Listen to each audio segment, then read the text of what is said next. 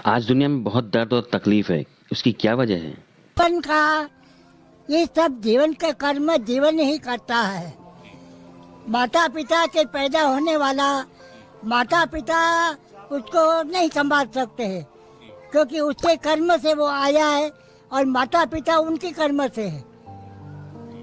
जो कुछ है माता पिता उनके कर्म के मानते जाते हैं और जो उनके परिवार है वो उनके कर्म से जाते हैं। कोई किसी का साथी नहीं संसार में, केवल कर्म साथी है। आज के प्राणियों को सही दिशा कैसे मिले? ये तो संसार में संगति का असर पड़ता है। जो संगति है संगति, कुछ जैसे कुछ संगति होती है वैसा ही होता है। वाल्मीकि जी चोरों के साथ में हो गए, चोरी करने लग गए है। जब आके सत्संग में आ गए, जब सप्तऋषि या कोई संतों आ गए तो उनका जिसको जो कुछ है, मतलब कहने का पूर्व जन्म का कुछ संस्कार, कुछ इस जन्म का परिश्रम और पूर्व जन्म का और अभी का भी कुछ ईश्वर की दया, तीनों भाग इकट्ठा होता है तब पानी में तिर सकते हैं। आज भारत विश्व गुरु बन रहा है, आप इस बारे में क्या सोचते हैं बाबा?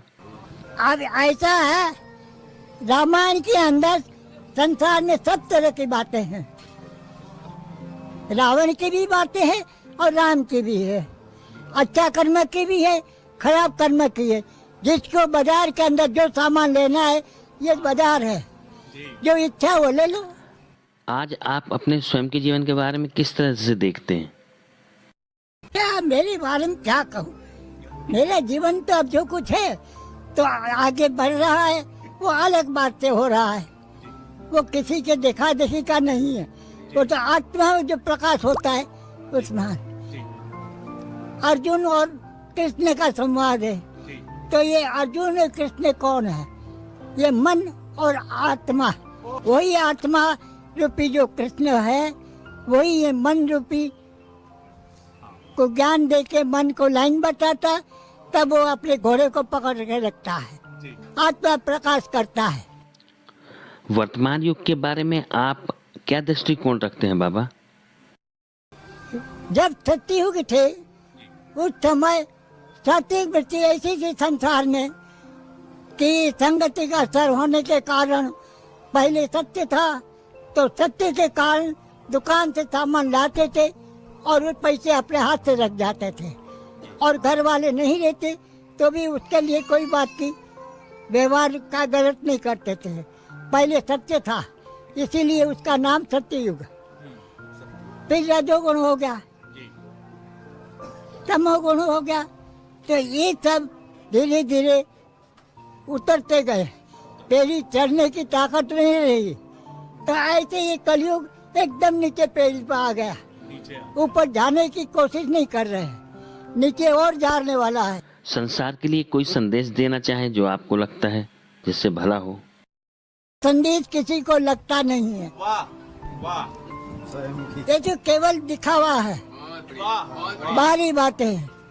बाकी जिसको पूर्व जन्म का संस्कार है, ऑटोमेटिक उसके अंदर प्रकाश करेगा और सही भी प्रकाश करेगा।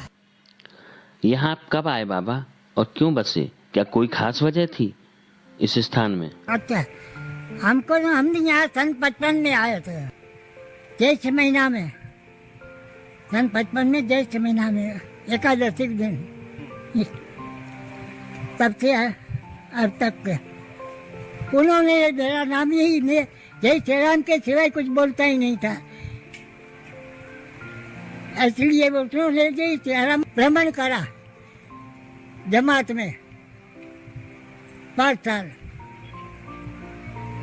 फिर बाद में आज इधर आया था। एक अनायास बारिश का समय आना आ गया तो जगह अच्छी मिल गई, रुक गया। किसी के कहने से नहीं रुका था, अपनी इच्छा से रुका। रामायण का पाठ आप प्रतिदिन कितने घंटे करते हैं बाबा? ऐसा कोई नियम नहीं है, चल रहा है। कोई ऐसा नियम नहीं कि इतना करना है, इतना करना है, कुछ नहीं। जब फुर्सत मिली बांटने लग गए। माँ नर्मदा में आपको कोई शक्ति दिखती है बाबा? नहीं, हमको कोई शक्ति नहीं दिखती। हम शक्ति की परीक्षा नहीं करते हैं कि क्या मिली। हम हमारा काम हमारा कर रहे हैं, वो उनकी इच्छा से शक्ति दे रही है, चल रहा है हमारा काम। अयोध्या में आखिर राम मंदिर बन गया, आप इसको किस प्रकार देखते हैं? हम ये बातों से दूर रहते हैं, अपना भजन करना, हम उस बातों से नहीं रहते। ये तो कुछ हो रहा है, जिसका जो इच्छा है वो कर रहा है, इसका कोई मतलब नहीं है। हम ऐसा प्रचार नहीं करते, हम हमारा काम कर देते। हम ऐसे प्रपंच में नहीं रहते, ये प्रचार करने वाले करते हैं। हम हमारे जीवन के लिए कर रहे हैं, हम किसी के लिए नहीं। तो दोस्तों, देखा आपने बाबा के सादे विचार। देखिए, अनिरुद्ध आचार्य जी भी बाबा से मिलने, उनके दर्शन के लिए आए थे, लेकिन वो बड़े सादे रूप में रहे। उन्होंने फूल माला दी, वहीं रख दिया गया। पैसे भी दिए उन्होंने, तो उन्होंने 10 रुपए काट कर पूरे पैसे वापस कीजिए। तो इस चित्र का आनंद लीजिए और हम मिलेंगे अगले व्लॉग में। ओमकारेश्वर की तरफ जाएंगे और ओमकारेश्वर के दर्शन अब आपको अगले व्लॉग में हम